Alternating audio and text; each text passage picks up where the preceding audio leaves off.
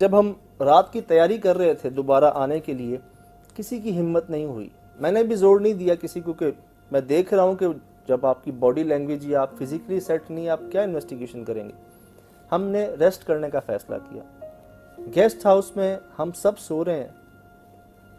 अचानक रात को 1:30-2 बजे अंधेरा था और मुझे किसी के कुछ पढ़ने की आवाज़ आई, जैसे कोई कुछ पढ़ रहा हो।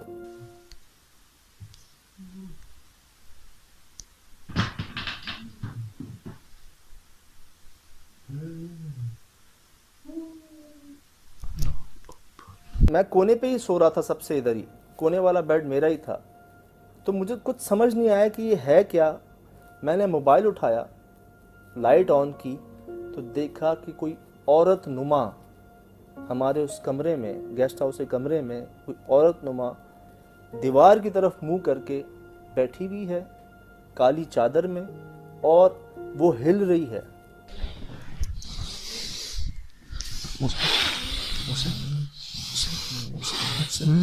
क्या हो गया? क्या हुआ?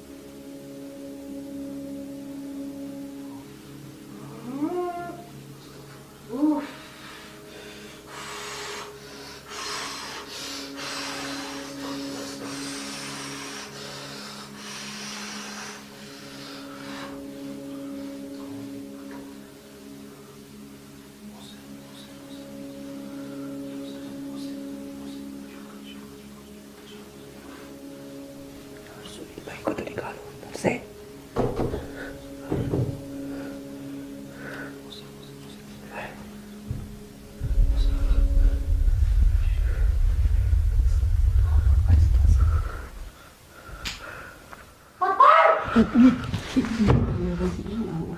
अब हम उसे देख रहे हैं, उसका रुख दीवार की तरफ ही है और वो हिल रही है और यूं यूं कर रही है अपने बाजुओं को बार बार।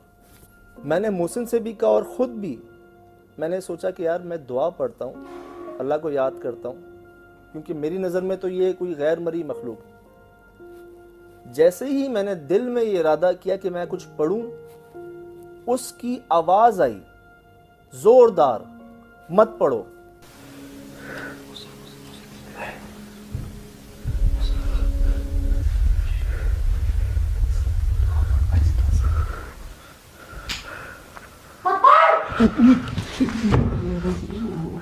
लेकिन जो मैंने पहली आवाज़ सुनी थी वो बदतमीज़ी वाली आवाज़ थी कि मत पढ़।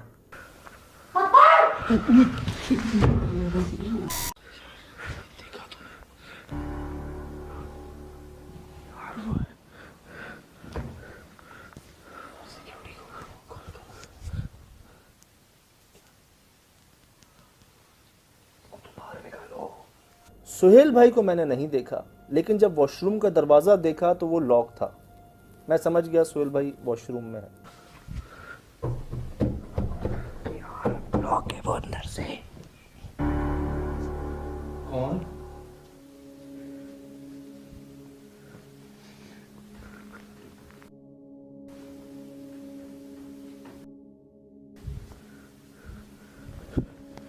कौन?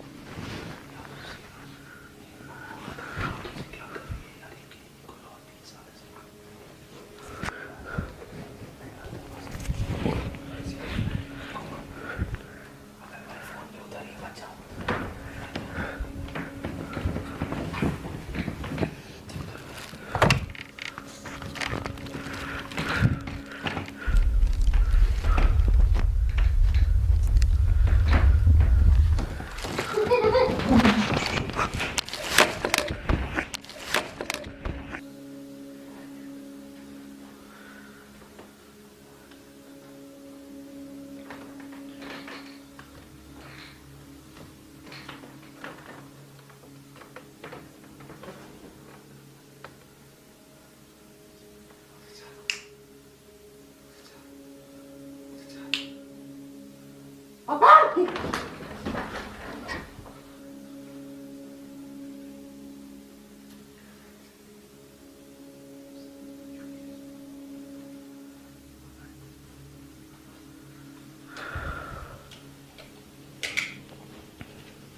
ऑन नहीं हो रही, क्या हुआ? डरते डरते जब मैं आगे गया, मैंने कहा ये चाहे अब कुछ भी बोलती रहे बोलता रहे, मैं पढ़ना नहीं छोड़ूंगा, मैं पढ़ता रहूँगा चाहे कुछ भी हो। मैं पढ़ते पढ़ते पढ़ते उसके करीब गया, और जब मैं उसके बहुत करीब गया तो उसने मुझे घूर के देखा। पानी पानी पानी पानी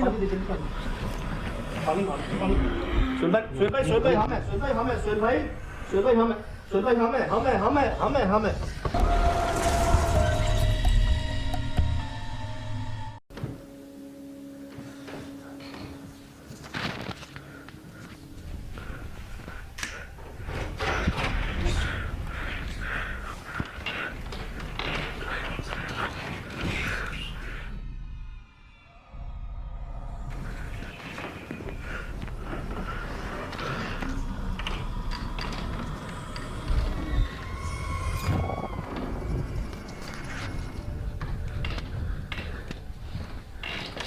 सुहेल भाई, सुहेल भाई, सुहेल भाई, सुहेल भाई, सुहेल भाई, सुहेल भाई, ओ हेलो, अरे सुहेल भाई, पानी ला सुहेल भाई। सुहेल भाई,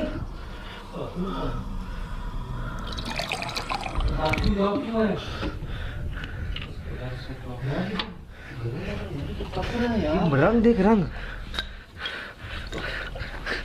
सुहेल भाई, सुहेल भाई, कान में फूक मार, क्योंकि वॉशरूम का दरवाजा तो लॉक था।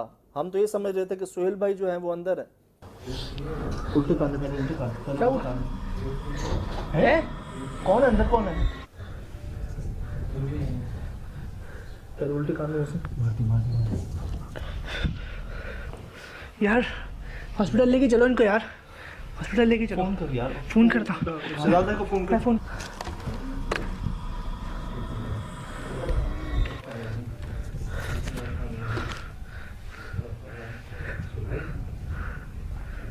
जल्दी कर यार। मैं उठाया तो सही। सुहेल भाई, सुहेल भाई, सुहेल भाई, ये होश में क्यों नहीं आ रहे हैं? हेलो हेलो, सिद्धार्थ में सजाद। हेलो यार यहाँ कोई जाग रहा है, कोई नजर नहीं आ रहा। बाहर नहीं है, बाहर नहीं है, अंदर ही है, अंदर ही क्या है, टाइम क्या हो रहा है? अंदर ही है। इमरजेंसी है, इमरजेंसी है, प्लीज इमरजेंसी है, जरा आए बताता हूँ। नहीं खैर अल्हम्दुलिल्लाह, आए बताता हूँ, आए बताता हूँ। हॉस्पिटल में बुलाता ना, डायरेक्ट हॉस्पिटल लेके चलते। यार मुझे नहीं पता ना यहाँ कौन सा है, कहाँ है आसपास यार, उसके रास्ते वस्ते। तूने उल्टे कान में वही पढ़ा है? हाँ हाँ हाँ, एक बार जोर से फूक मार उल्टे कान में। मैंने पढ़ा है, किधर पढ़ा है? उल्टे कान में मार। अब वही वही सीधे कान।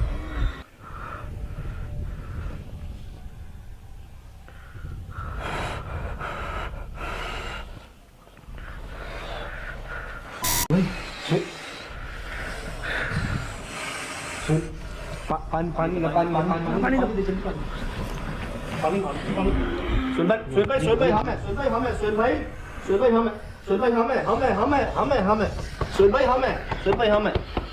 हमें कोई नहीं। हमें कोई नहीं।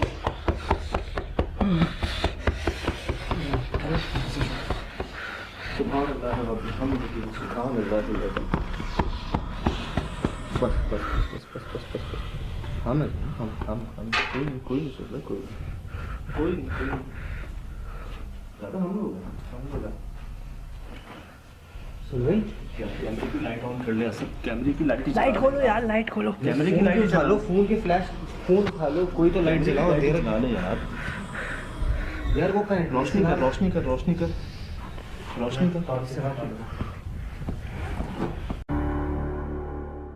मुझे अच्छी तरह याद है वो जिस तरह से उन्होंने मुझे देखा था, और उसके बाद ही वो बिल्कुल ज़मीन बेहोश हो गए थे, बेहोश हो गए थे। मैं जो पढ़ रहा था उसका असर कह लें, या मोहसिन वगैरह जो हम सब पढ़ रहे थे उसका असर कह लें। उन्होंने मुझे देखा और वो बेहोश हो गए। डे रेकी के बाद की मैं एक बात बताना चाहूँगा जो कि रिकॉर्ड नहीं हुई। मैंने सोहेल भाई से पूछा आप ठीक हैं, खैरियत तो हैं? उन्होंने मुझे बहुत ही मतलब एक अजीब अंदाज में जवाब दिया कि असद मुझसे बात नहीं करो वरना मैं तुम्हें मारूंगा। तो मैं उस वक्त बड़ा शौक में आ गया कि यार मतलब इस तरीके से इन्होंने कैसे कह दिया, क्या हुआ। खैर फिर हम वहाँ से गेस्ट हाउस चले गए, वहाँ जाकर हम लोग लेट गए, लेकिन वहाँ उन्होंने पूरे रास्ते भर सोहेल भाई ने हमसे कोई बात नहीं की और उनकी कंडीशन तकरीबन वैसी ही थी। सोहेल भाई वैसे ही जब से वहाँ से आए थे, उनकी तबीयत ख़राब थी, वो जब से आए थे सो ही रहे थे, उठे ही नहीं, एक ही करवट पे ही सो रहे थे, उस वक्त से हिले भी नहीं, ना भूख ना प्यास ना कुछ। अब मुझे डर ये लगे कि वॉशरूम में कौन है, क्योंकि वॉशरूम का दरवाज़ा तो लॉक था। हम तो ये समझ रहे थे कि सोहेल भाई जो हैं वो अंदर है। और अब यकीन जाने मैंने उनसे पूछा, असद से या काशिफ से, कि यार वॉशरूम में कौन है। ये लोग गए, इन्होंने दरवाज़ा खोला, वो खुल गया। मुझे खुद यकीन नहीं आ रहा था कि पहले ये दरवाज़ा लॉक था। मैंने खुद चेक किया था, वो फुटेज भी रिकॉर्ड है कि मैं अंदर, मेरे हाथ में ही था उस वक्त मोबाइल जो था, मैं उस वक्त खोल रहा हूँ वो नहीं खुल रहा है, लेकिन जब मैंने दोबारा खोला तो वो खुल गया। पहले जब हम गए थे वहाँ पे, हम वहाँ तक रिकॉर्ड कर सके थे कि समझ जो है वो वहाँ पे कंट्रोल नहीं कर सका था अपने आप को, वो भाग के नीचे आ गया था उस हवेली से।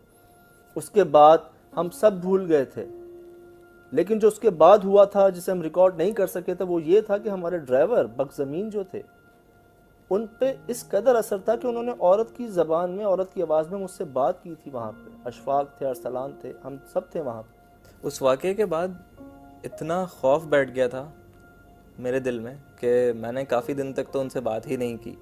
लेकिन अभी कुछ दिन पहले जो मेरी उनसे बात हुई है सोहेल भाई से फ़ोन के ऊपर, तो उन्होंने मुझसे मतलब बिल्कुल एक नॉर्मल सी बात की। वो उनको कुछ याद नहीं कि मतलब क्या हुआ था वहाँ पे, और ना मतलब मेरी भी हिम्मत नहीं हुई उनसे पूछने की कि मैं उनसे पूछ सकूं कि क्या वो आपको याद है वो सब कुछ। लेकिन मैं मतलब पर्सनली ये कहूँगा कि मेरी हिम्मत नहीं हुई। लेकिन जो उनसे बात हुई थी कि अभी भी वो जो हैं वो जिस तरह की कंडीशन में हैं कि ना वो ज़्यादा बात करते हैं और मिलना जुलना भी कम ही होता है, लेकिन वो साथ ही हैं हमारे और अल्हम्दुलिल्लाह काम भी कर रहे हैं। लेकिन मुझे ऐसा लगता है कि शायद वो उस चीज़ से अभी तक बाहर नहीं निकल पाए। मुझे लगता है कि किसी मखलूक को एक जगह पे बहुत ज़्यादा अगर अरसा लग जाता है, बहुत अरसे से अगर उसका असर वहाँ पे कायम और दायम रहता है, उसके लिए कुछ कोशिश नहीं की जाती पाक साफ कुछ करने की, तो वहाँ वो इस कदर समझ लें बस जाती है, अपना मस्कन बना लेती है कि